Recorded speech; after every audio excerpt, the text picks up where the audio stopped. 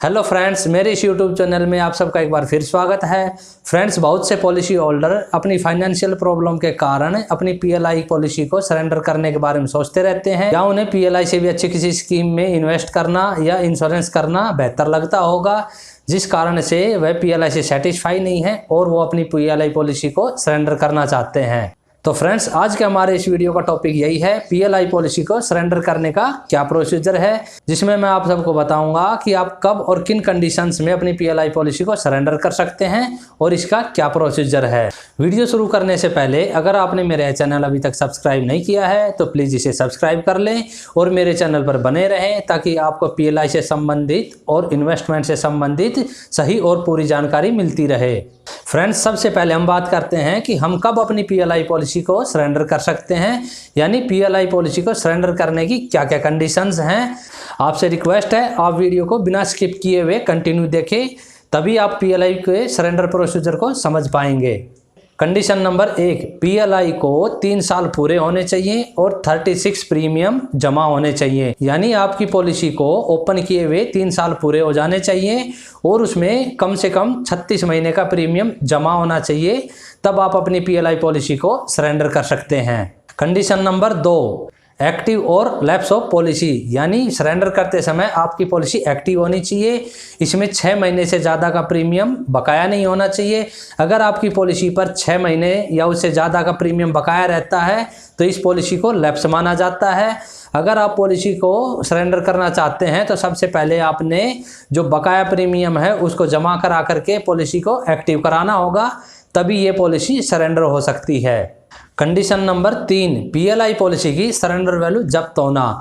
यदि आपकी पॉलिसी को 3 साल पूरे नहीं हुए हैं और आप सब कुछ जानते हुए अपनी पॉलिसी को सरेंडर करना चाहते हैं तो इसके लिए आपकी पॉलिसी सरेंडर हो जाएगी, लेकिन जो सरेंडर वैल्यू है वो सरकार के द्वारा जब्त कर ली जाएगी। यानी अगर आप अपनी पॉलिसी को 3 साल से पहले बाय फोर्स या तो प्रीमियम जमा नहीं करना चाहते या उसको सरेंडर कराना चाहते हैं तो वो पॉलिसी सरेंडर हो सकती है, लेकिन उसकी जो सरेंडर वैल्यू होगी वो आपको दी नहीं जाएगी, वो सरकारी खजाने में जमा हो जाएगी। कंडीशन नंबर 4, सरेंडर वैल्यू जमा की गई राशि से कम होना। यदि कोई पॉलिसी होल्डर अपनी पॉलिसी को 5 वर्ष पूरे होने से पहले सरेंडर करता है तो उस पॉलिसी की सरेंडर वैल्यू सरेंडर फैक्टर के अनुसार किसी भी कंडीशन में जमा की गई राशि से ज़्यादा नहीं हो सकती। यानी अगर कोई पॉलिसी होल्डर 5 वर्ष से पूर्व अपनी पॉलिसी को सरेंडर करता है तो उसकी सरेंडर वैल्यू जो अब तक उसने प्रीमियम के रूप में राशि जमा की है उससे कम होगी। फ्रेंड्स, अब हम बात करते हैं पॉलिसी के सरेंडर प्रोसीजर की। इसे मैं आपको 2 पॉइंट्स में क्लियर करूंगा। पॉइंट नंबर 1, पीएलआई पॉलिसी को कहां सरेंडर करना होगा और कैसे। पॉइंट नंबर 2, पीएलआई पॉलिसी को सरेंडर करते समय हमें किन किन डॉक्यूमेंट्स की जरूरत होगी या क्या क्या डॉक्यूमेंट सबमिट करने होंगे। अब बात करते हैं पॉइंट नंबर 1 की। हमें अपनी पीएलआई पॉलिसी को सरेंडर करने के लिए अपने नज़दीकी किसी भी हेड पोस्ट ऑफिस में या सीपीसी में जाना होगा। सीपीसी यानी सेंट्रल प्रोसेसिंग सेंटर, यह हेड पोस्ट ऑफिस में ही होता है। अगर आप अपनी पॉलिसी को सरेंडर करना चाहते हैं तो आप अपने नज़दीकी किसी भी हेड पोस्ट ऑफिस में जा सकते हैं, चाहे वो आपके गांव के नज़दीक हो या आपके घर के नज़दीक हो या फिर वो आपके चाहे ड्यूटी स्टेशन के नज़दीक हो। आप ऑल इंडिया में किसी भी हेड पोस्ट ऑफिस में अपनी पीएलआई पॉलिसी को सरेंडर करा सकते हैं। फ्रेंड्स, अब हम बात करते हैं पॉइंट नंबर 2 की, यानी जब हमें अपनी पीएलआई पॉलिसी को सरेंडर करना है तो हमें किन किन डॉक्यूमेंट्स की ज़रूरत होगी या क्या क्या डॉक्यूमेंट रिक्वायर्ड हैं। तो फ्रेंड्स, जब हम अपनी पॉलिसी को सरेंडर करने के लिए किसी भी नज़दीकी हेड पोस्ट ऑफिस में या सीपीसी में जाएंगे तो वहाँ हमें पीएलआई पॉलिसी सरेंडर के लिए 2 फॉर्म मिलेंगे। Form number 1, application for surrender cases. Form number 2, application for surrender of PLI policy.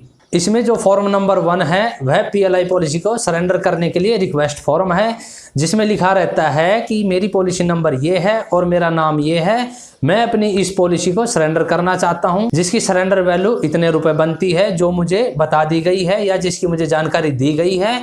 मैं इस वैल्यू से संतुष्ट हूं, कृपया मेरी पॉलिसी को सरेंडर किया जाए। फ्रेंड्स, ये फॉर्म होता कैसा है, इसका फॉर्मेट मैं आपको एक बार दिखा देता हूँ। ये देखिए, इसमें सबसे ऊपर लिखा हुआ है एप्लीकेशन फॉर सरेंडर केसेज, सेवा में श्रीमान डाकपाल महोदय, और इसी तरह इसमें मेरी पॉलिसी नंबर ये है और मैं इसे सरेंडर करना चाहता हूं। इसमें जो राशि मिल रही है वो मुझे बता दी गई है और मैं इससे पूरी तरह संतुष्ट हूं और मेरी पॉलिसी को सरेंडर किया जाए। और जो फॉर्म नंबर 2 है वह पॉलिसी का सरेंडर करने का मेन फॉर्म है, जिसमें पॉलिसी की पूरी डिटेल और बैंक अकाउंट की डिटेल भरनी होती है, जिसमें आप अपनी पॉलिसी की सरेंडर वैल्यू लेना चाहते हैं। ये PLI सरेंडर मेन फॉर्म कैसा होता है, इसका फॉर्मेट देख लीजिए। इसमें लिखा हुआ है application for surrender of postal life insurance, और इसमें टोटल 8 कॉलम होते हैं। इसमें ऊपर PLI पॉलिसी की डिटेल्स होती हैं, फिर कम्युनिकेशन एड्रेस, और लास्ट में इसमें बैंक डिटेल्स होती हैं, जिस बैंक के थ्रू आप सरेंडर वैल्यू लेना चाहते हैं। अब बात करते हैं रिक्वायर्ड डॉक्यूमेंट्स की, यानी जब आप अपनी पॉलिसी को सरेंडर करेंगे तो सरेंडर फॉर्म के साथ आपको कौन कौन से डॉक्यूमेंट इसके साथ लगाने हैं।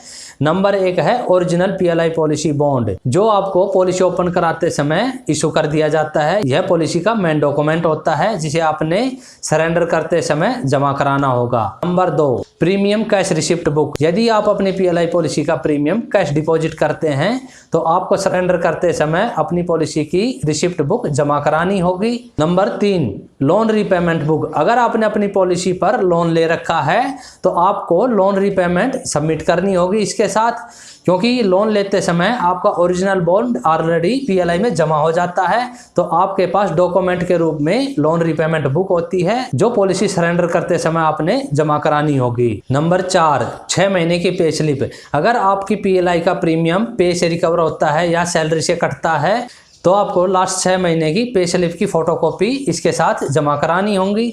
अगर आपके पास पे स्लिप नहीं है तो जहां से आपकी सैलरी या पे बनती है तो वहां से आपने एक सर्टिफिकेट बनानी होती है, जिसमें लास्ट 6 महीने का महीने वाइज डिटेल होगा कि इस महीने आपकी पॉलिसी का प्रीमियम आपकी पे से डिडक्ट किया गया है, जो आपकी पॉलिसी में जमा हो रहा है। तो यह सर्टिफिकेट आपने देनी होगी, जिस पे अकाउंट अफसर सिग्नेचर करता है, वह अकाउंट ऑफिस द्वारा इशू की जाती है। फ्रेंड्स, सबसे इंपॉर्टेंट पॉइंट, आपको अपनी PLI पॉलिसी को सरेंडर करने से पहले उसकी सरेंडर वैल्यू जरूर जान लेनी चाहिए। अगर आप अपनी पॉलिसी की सरेंडर वैल्यू जानना चाहते हैं तो इसके लिए मेरे चैनल पर ऑलरेडी वीडियो अवेलेबल है, लिंक आपको डिस्क्रिप्शन में मिल जाएगा और आई बटन पे भी मिल जाएगा, या फिर आप डायरेक्ट यूट्यूब में सर्च कर सकते हैं PLI policy surrender value calculator by APO Guruji, और आप यूट्यूब में PLI से संबंधित जो भी सर्च करें उसके पीछे बाय APO गुरुजी जरूर लिखें। इससे आपको मेरा वीडियो तुरंत मिल जाएगा और आपको सही जानकारी भी मिल जाएगी। फ्रेंड्स, अगर आप PLI सरेंडर से संबंधित कोई और जानकारी चाहते हैं या PLI से संबंधित कोई और जानकारी चाहते हैं तो मुझे कमेंट में बता सकते हैं या मेरे व्हाट्सएप नंबर पर मुझे मैसेज करके बता सकते हैं। मैं आपको PLI की सही और पूरी जानकारी देने की कोशिश करूंगा। फ्रेंड्स, अगर आप PLI सरेंडर का फॉर्म डाउनलोड करना चाहते हैं या लेना चाहते हैं तो इसके लिए आप मुझे ट्विटर और इंस्टाग्राम पर फॉलो करें, लिंक आपको डिस्क्रिप्शन में मिल जाएगा, क्योंकि वहाँ पे मैंने ऑलरेडी फॉर्म अपलोड कर दिया है, आप चाहें तो वहाँ से डाउनलोड कर सकते हैं। फ्रेंड्स, आपको मेरा ये वीडियो और ये जानकारी कैसी लगी कमेंट करके ज़रूर बताएं, और वीडियो को ज़्यादा से ज़्यादा शेयर करें, चैनल को सब्सक्राइब करना मत भूलिएगा। ओके फ्रेंड्स, मिलते हैं नेक्स्ट वीडियो में, तब तक जय हिंद जय भारत।